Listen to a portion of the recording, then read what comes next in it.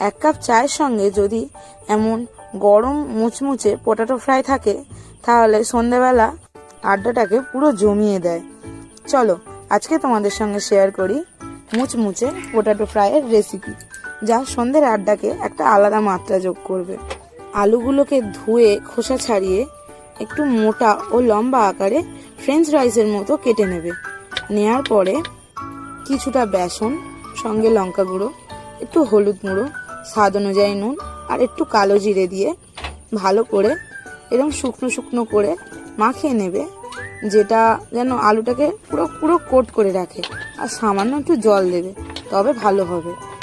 তারপরে একটু কর্নফ্লাওয়ার দিয়ে দেবে, দিলে আলুটা প্রচণ্ড পরিমাণে ক্রিস্পি হবে।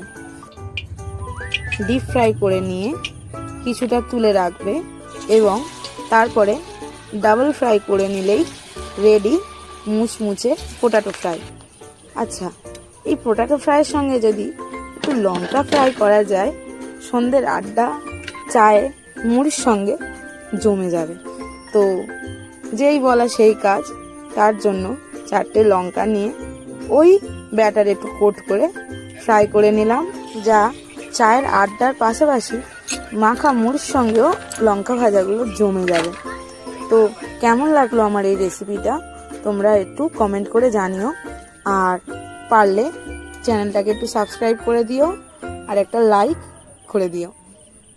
আজকের মতো টাটা, আবার দেখা হবে নতুন কোনো ভিডিও নিয়ে।